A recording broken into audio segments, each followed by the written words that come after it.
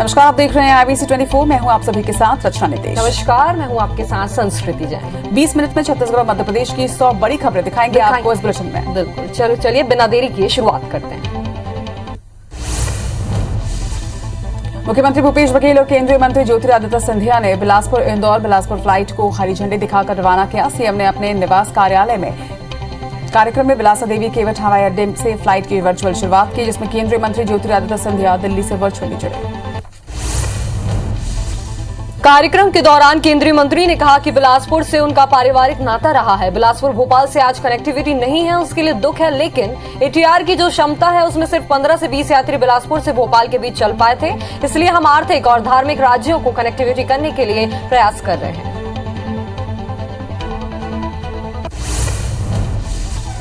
मध्य प्रदेश के मुख्यमंत्री शिवराज सिंह चौहान ने किसानों को मुआवजा राशि का वितरण किया। पिछले दिनों मध्य प्रदेश में भारी बारिश के चलते किसानों को भारी नुकसान हुआ था। वर्चुअल कार्यक्रम में सीएम शिवराज ने किसानों से संवाद भी किया।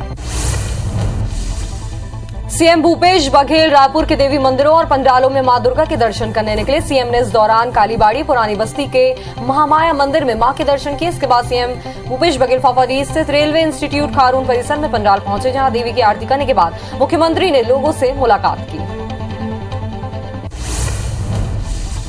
मुख्यमंत्री निवास स्थित जनदर्शन हॉल में समग्र गुजराती समाज की ओर से गरबा रास का आयोजन किया गया, जिसमें मुख्यमंत्री ने माता रानी के पास कलश प्रज्वलित कर और मां दुर्गा की पूजा अर्चना कर गरबा रास की शुरुआत की। इसके साथ ही परिवार के साथ संगीत की धुन पर रिदम के साथ डांडिया रास भी किया। भरतपुर सोनहत विधायक गुलाब कमरो का एक वीडियो खूब वायरल हो रहा है, जिसमें वह गरबे की धुन पर जमकर नाचते नजर आ रहे हैं। विधायक कमरो चनवारी दांड में आयोजित गरबा कार्यक्रम में पहुंचे थे। एक दिन पहले ही उनके जिस गीत पर झूमने का भी वीडियो सामने आया था। ग्वालापिंड मरवाही जिले के धनपुर में नवरात्रि के अवसर पर लोग मंदिर में पूजा पाठ करने के लिए पहुंच रहे हैं। वहीं मनोकामना पूर्ति के लिए मंदिर में जवारे और ज्योति कलश प्रज्वलित की गई है। साथ ही सुबह शाम पूजा पाठ भी यहां की जा रही है। बता दें कि मंदिर को लेकर पिछले काफी समय से दो पक्षों में विवाद चल रहा है, जहां पर सुरक्षा को ध्यान में रखते हुए पुलिस बल की भी तैनाती की गई है। नवरात्रि के 8वें दिन आज महागौरी की पूजा हो रही है। इसी कड़ी में अंबिकापुर के महामाया मंदिर में भक्तों की काफी भीड़ देखने को मिल रही है। सुबह से ही मंदिरों में भक्तों का तांता लगा हुआ है। श्रद्धालु मां की विशेष आरती में भी शामिल हो रहे हैं। नवरात्रि में इंदौर की प्राचीन हरसिद्धि माता मंदिर आस्था का केंद्र बना हुआ है। हरसिद्धि मंदिर में नवरात्र पर विशेष पूजा अर्चना की जाती है। वहीं माता के विशेष श्रृंगार के बाद दिन भर में 4 बार आरती होती है। यहाँ पर मंदिर करीब 255 साल पुराना बताया जाता है, जिसे देखने के लिए लोग दूर दराज से यहाँ पहुंचते हैं। आज महाअष्टमी पर विशेष पूजा के साथ हवन और कन्या भोज का भी आयोजन किया गया। जबलपुर में बंग समुदाय की ओर से कई जगह दुर्ग प्रतिमा की स्थापना की गई है, जहां सभी वर्ग के लोग शामिल हो रहे हैं। बंग समुदाय की ओर से बंगाली क्लब में आयोजित होने वाली दुर्गा पूजा का लंबा इतिहास रहा है। सबसे पहले दुर्गा पूजा की शुरुआत करीब 1939 से 40 के बीच में हुई थी, जो अब तक लगातार जारी है।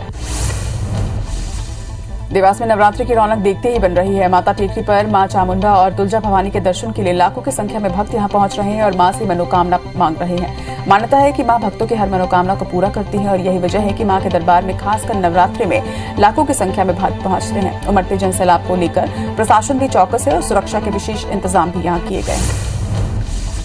मध्य प्रदेश में नवरात्रि के दौरान गरबा पंडालों में गैर हिंदुओं के प्रवेश को लेकर काफी बवाल मचा हुआ है। इसी बीच खंडवा में गरबा पंडालों के बाहर बजरंग दल और विश्व हिंदू परिषद ने ये बोर्ड ही लगा दिया है कि गैर हिंदुओं का प्रवेश वर्जित है। गरबा पंडाल में आने वालों को गेट पर तिलक लगाया जा रहा है। वहीं मुख्य द्वार पर बाउंसर भी तैनात किए गए हैं। शारदीय नवरात्र के अवसर पर विश्व हिंदू परिषद की ओर से हर साल की तरह इस बार भी शस्त्र पूजन और शौर्य संचलन कार्यक्रम का आयोजन किया गया, जिसमें भोपाल विभाग के सैकड़ों महिला कार्यकर्ताओं ने भाग लिया। वहीं पुलिस कमिश्नर ऑफिस के सामने आयोजित इस कार्यक्रम में बड़ी संख्या में युवतियों ने भी भाग लिया। मध्य प्रदेश सरकार ने गांधी जयंती पर सैकड़ों कैदियों को रिहा किया। दरअसल प्रदेश सरकार ने स्वतंत्रता दिवस और गणतंत्र दिवस के अलावा गांधी जयंती पर भी कैदियों की रिहाई का फैसला लिया था। इसी के तहत सरकार ने उन कैदियों को रिहा करने का फैसला लिया जिन्होंने 14 साल की सजा पूरी कर ली थी। प्रदेश की जेलों से कुल 638 कैदियों को माला पहनाकर रिहा किया गया। मध्य प्रदेश ने स्वच्छता को लेकर देश का सबसे स्वच्छ राज्य का खिताब हासिल किया है। इंदौर और भोपाल समेत प्रदेश के कुल 16 अवार्ड मिले हैं। अब मिले पुरस्कारों को लेकर सियासत भी शुरू हो गई है। कांग्रेस ने यह दावा किया कि जो अवार्ड राज्य की झोली में आए हैं वो कांग्रेस शासनकाल में लागू की गई प्लानिंग का नतीजा है। कांग्रेस का दावा है कि कचरा प्रबंधन और ठोस अपशिष्ट प्रबंधन से जुड़े प्रोजेक्टों को कमलनाथ सरकार ने हरी झंडी दिखा दी है। इसमें भोपाल में भानपुर खंती के कलंक को मिटाने का काम हो या सीवेज प्रोजेक्ट की प्लानिंग का, ये कवायद कांग्रेस शासन में शुरू की गई थी। लिहाजा कांग्रेस शासन काल की प्लानिंग पर ही प्रदेश को देश में पहले पायदान का खिताब मिला है। बीजेपी ने कांग्रेस के दावों को झूठा करार दिया है। बीजेपी का दावा है कि स्वच्छता की अलख पीएम नरेंद्र मोदी और मुख्यमंत्री शिवराज सिंह चौहान ने जगाई थी। सिर्फ 15 महीने के कांग्रेस शासनकाल में ये उपलब्धि संभव ही नहीं है और इसके लिए प्रदेश ने सालों से मेहनत की, जो केंद्र में मोदी और प्रदेश में शिवराज सरकार का नतीजा है। स्वच्छता सर्वेक्षण में रायपुर 10 लाख की जनसंख्या वाले शहरों की रेस में इस साल 6वें स्थान से फिसलकर 11वें स्थान पर पहुंच गया है। सफाई के नाम पर हर महीने 3 करोड़ से ज्यादा खर्च करने के बावजूद महापौर एजाज रेबर ने कहा कि शायद हमारे प्रयास में कोई कमी रह गई। साथ ही उन्होंने केंद्र पर आरोप लगाते हुए कहा कि समय पर फंड नहीं मिलना भी स्वच्छता में पिछड़ने का एक बड़ा कारण है। सरगुजा जिले के सीतापुर विधानसभा क्षेत्र के कांग्रेस युवा नेता आशीष गुप्ता सीतापुर क्षेत्र के अध्यक्ष पद पर उन्होंने जीत हासिल की है। जीत की खबर मिलने पर क्षेत्रीय विधायक अमरजीत भगत सीतापुर पहुंचे और आशीष गुप्ता को बधाई दी। इस दौरान उन्होंने विधानसभा चुनाव में सक्रिय राजनीति करने की सलाह दी। मध्य प्रदेश में ट्रांसफर की आस में बैठे शिक्षकों को बड़ा झटका लगा है। दरअसल भोपाल समेत 19 जिलों में ट्रांसफर नहीं हो सकेंगे। ऑनलाइन ट्रांसफर के पोर्टल में 19 जिलों को लॉक कर दिया गया। यह व्यवस्था प्राइमरी शिक्षकों के लिए लागू की गई है। हालांकि मिडिल और हाई स्कूल के टीचर किसी भी जिले में ट्रांसफर आवेदन कर सकते हैं। 2 दिन में ट्रांसफर के लिए पोर्टल पर 3800 से अधिक आवेदन आए हैं। मध्य प्रदेश को अक्टूबर में केंद्र सरकार से 11 लाख टन खाद मिलने वाले हैं। इसमें 6 lakh ton urea, 4 lakh ton DAP और 1 टन एनपीके खाद शामिल है। वहीं शिवनी, मंडला, जबलपुर और इंदौरी में समितियों तक खाद नहीं पहुंच रही थी और इसलिए सरकार ने खाद गोदामों में डबल लॉक लगाने का निर्णय लिया। भोपाल के बड़े तालाब के संरक्षण की जिम्मेदारी प्रशासन की है, लेकिन प्रशासन ने ही बड़े तालाब के किनारों पर नियमों को ताक पर रखकर निर्माण करा दिया, जिसे लेकर याचिकाकर्ता ने एनजीटी में याचिका दायर की है, जिसे स्वीकार कर लिया गया। मामले में सुनवाई 10 अक्टूबर को होगी। याचिका में तालाब में फ्लोटिंग रेस्टोरेंट और अब तक किए गए अवैध निर्माणों को लेकर कहा गया है।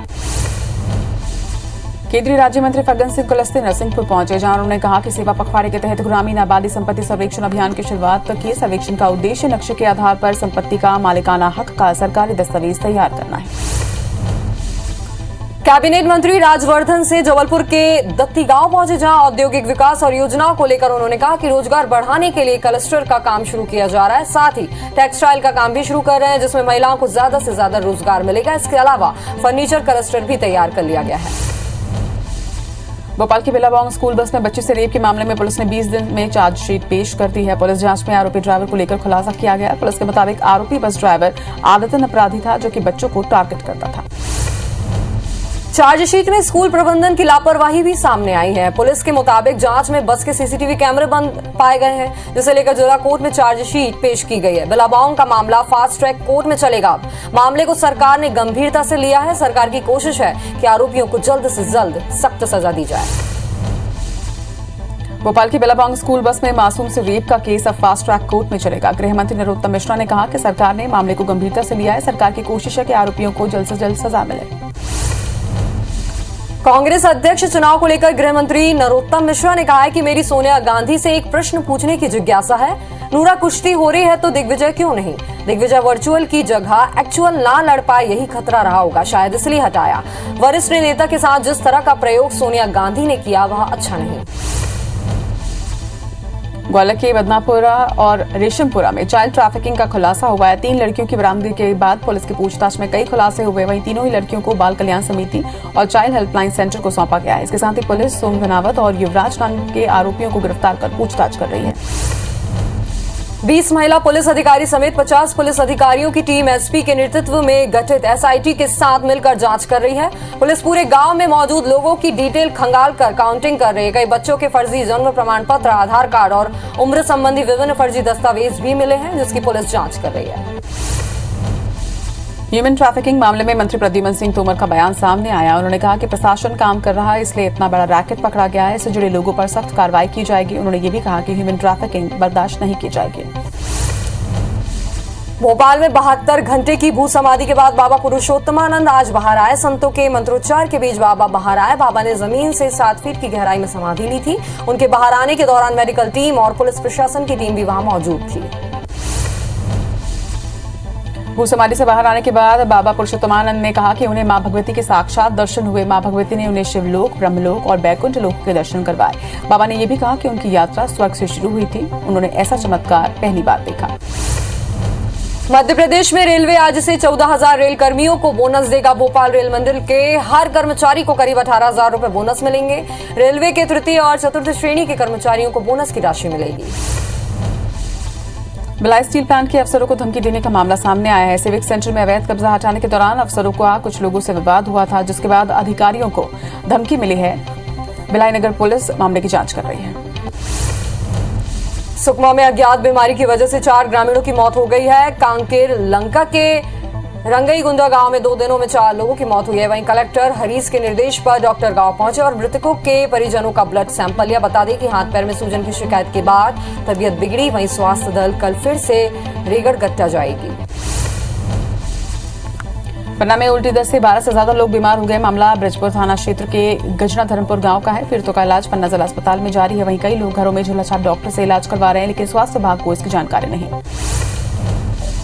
ग्वालियर में डेंगू से 9 साल के बच्चे की मौत हो गई। 30 सितंबर को बच्चे की डेंगू रिपोर्ट पॉजिटिव आई थी, जिसके बाद दिल्ली में एक अस्पताल में उसका इलाज चल रहा था। बता दें कि ग्वालियर में डेंगू से मौत का ये पहला मामला है। ग्वालियर चंबल में पिछले 24 घंटे के भीतर 265 पशुओं में लंपी वायरस के लक्षण मिले हैं। वहीं 2 गायों की मौत भी हुई है। गायों की मौत का कुल आंकड़ा 26 तक जा पहुंचा। वहीं ग्वालियर चंबल में 2,441 पशु लंपी वायरस की चपेट में अब तक आ चुके हैं। वहीं 73,880 पशुओं का वैक्सीनेशन किया जा चुका है। सागर के मोतीनगर थाना क्षेत्र में रेलवे क्रॉसिंग के पास संबलपुर एक्सप्रेस की चपेट में आने से 3 युवकों की मौत हो गई। हादसे में 2 लोगों की मौके पर ही मौत हो गई, जबकि तीसरे ने अस्पताल में इलाज के दौरान दम तोड़ दिया। फिलहाल घटना के कारणों का पता नहीं चल पाया। पुलिस पूरे मामले की जांच कर रही है। कवर्धा के बंजरिया टोला में उल्टी दस्त से ससुर और बहू की मौत के बाद स्वास्थ्य विभाग की टीम गांव पहुंची। उन्होंने कैंप लगाकर जांच की है, जिसे लेकर स्वास्थ्य विभाग ने बताया कि दोनों की मौत का कारण फूड पॉइजनिंग है। वहीं पीएचई विभाग की टीम गांव के पानी का सैंपल लेकर जांच कर रही है। बता दें कि पहले मौत का कारण डायरिया बताया गया था। ग्वालियर में मंदिर गए एक युवक की धारदार हथियार से हत्या हो गई। मृतक का नाम अमर रजक है। घटना जनकगंज थाना क्षेत्र के गोल पहाड़िया की है। हत्या के बाद आरोपी मौके से फरार हो गए। फिलहाल पुलिस आरोपियों की तलाश में जुटी है। सरगुजा में कोतवाली थाना क्षेत्र के थोर गांव में पति पत्नी की हत्या की गई है। आरोपियों ने 1.5 साल की मासूम को भी घायल किया है, जिसका इलाज जारी है। वहीं आरोपियों ने पति की हत्या कर पत्नी का अपहरण किया था। उदयपुर के जंगल में पत्नी की भी पेड़ पर लटकी लाश मिली है। मुरैना में डकैत की मारपीट से ग्रामीण दहशत में आ गए, जिसके विरोध में उन्होंने पहाड़गढ़ थाने का घेराव कर दिया। साथ ही डकैत गुड्डा गुर्जर की गिरोह पर मारपीट का आरोप लगाया। डकैत ने गांव में मारपीट कर 25,000 का टेरर टैक्स मांगा है, जिसे लेकर ग्रामीण का कहना है कि पुलिस ने 12 घंटे बाद भी केस दर्ज नहीं किया। ग्रामीणों का आरोप है कि डकैत आदिवासियों को ही परेशान करते हैं। मुरैना में एक बार फिर से हर्ष फायरिंग का वीडियो सामने आया है। मंदिर में पूजा के दौरान युवक ने कट्टे से गोली दागी। जानकारी के मुताबिक युवक पर पहले से ही कई मामले दर्ज हैं। सिहोनिया थाना क्षेत्र का पूरा मामला बताया जा रहा है। दुर्ग पुलिस ने महादेव ऐप के ब्रांच में दबिश देकर 9 लोगों को गिरफ्तार किया। महादेव ऐप ऑनलाइन सट्टा खिलाने का माध्यम है। पुलिस ने लैपटॉप, मोबाइल और ऑनलाइन सट्टे के में इस्तेमाल सामान जब्त किया। आरोपी भारत और साउथ अफ्रीका के बीच मैच में सट्टा खिला रहे थे। इसी दौरान पुलिस ने छापामार कार्रवाई की। भोपाल में खुद को मैनेजर बताकर लोगों से करोड़ों रुपए की ठगी करने वाले आरोपी को पुलिस ने गिरफ्तार कर लिया है। पुलिस के मुताबिक सेंट्रल बैंक का जोनल मैनेजर संजय सिन्हा ठगी को अंजाम दिया करता था और ऐसा ही राजधानी में एक डेयरी फार्म को 2 करोड़ रुपए लोन दिलाने के नाम पर 20 लाख रुपए की ठगी की थी। भोपाल में OLX पर आईफोन बेचने का झांसा देकर ठगी करने वाले आरोपी को जहांगीराबाद पुलिस ने गिरफ्तार कर लिया है। पुलिस के मुताबिक आरोपियों ने फरियादी से 67,000 की ठगी की थी। मामले में पुलिस ने 2 आरोपियों को महाराष्ट्र से हिरासत में ले लिया। बिलासपुर में नाबालिग से दुष्कर्म के आरोपी पिता पुत्र को पुलिस ने गिरफ्तार किया है। आरोपी नाबालिग को शादी का झांसा देकर जाल में फंसाकर दुष्कर्म की वारदात को अंजाम दिया था। तोरवा पुलिस ने शिकायत के बाद कार्रवाई की है। भिलाई इस्पात संयंत्र में आज 6,146 किलो मादक पदार्थ का नष्टीकरण किया जाएगा। कवर्धा पुलिस ने साल 2017 से अब तक इतनी मात्रा में गांजा और चरस जब्त किया है, जिसे आज बीएसपी में नष्ट किया जाएगा। मध्य प्रदेश में इस बार दशहरे पर बारिश की संभावना बन रही है। मौसम विभाग के मुताबिक बंगाल की खाड़ी में चक्रवाती हवा का घेरा बना हुआ है। वहीं मंगलवार को इसके असर से मध्य प्रदेश के पूर्वी हिस्से में बारिश हो सकती है। राजधानी भोपाल की पूजा कॉलोनी स्थित एक घर में अचानक आग लगी, जिसकी चपेट में आने से फ्रीज, टीवी समेत इलेक्ट्रॉनिक सामान, बर्तन, कपड़े और खाने का सामान जलकर खाक हो गया। इस दौरान बुजुर्ग महिला और बच्चे ने भागकर अपनी जान बचाई। वहीं सूचना पर पहुंची दमकल की टीम ने 1 घंटे की मशक्कत के बाद आग पर काबू पाया। सरगुजा के जामजरिया सरकारी प्राइमरी स्कूल के प्रभारी प्रधान पाठक अरविंद गुप्ता ने छुट्टी के बाद भी स्कूल खोला और छात्रों के साथ राष्ट्रपति महात्मा गांधी की जयंती मनाई। अरविंद बच्चों को रोज स्कूल आने के लिए प्रोत्साहित करते हैं, जिससे बच्चों की उपस्थिति 100% रहती है। बता दें कि प्रधान पाठक छात्रों को गिफ्ट भी देते हैं। मरवाई में महात्मा गांधी और लाल बहादुर शास्त्री की जयंती के मौके पर स्वैच्छिक रक्तदान कार्यक्रम का आयोजन किया गया। यह आयोजन जिला पुलिस प्रशासन और हॉस्पिटल ब्लड मेडिसिन के संयुक्त तत्वावधान में हुआ, जिसमें मरवाई विधायक डॉक्टर के ध्रुव भी शामिल हुए। कार्यक्रम में 33 लोगों ने स्वेच्छा से रक्तदान किया। भोपाल निगम प्रशासन ने अपने तनाव को कम करने के लिए 3 दिवसीय खेल प्रतियोगिता का आयोजन किया, जिसके तहत ओल्ड कैंपेन ग्राउंड पर नगर निगम इंजीनियर की ओर से आयोजित क्रिकेट टूर्नामेंट में सिविल विभाग ने बिल्डिंग परमिशन शाखा को रोमांचक मुकाबले में हराकर ट्रॉफी पर कब्जा किया।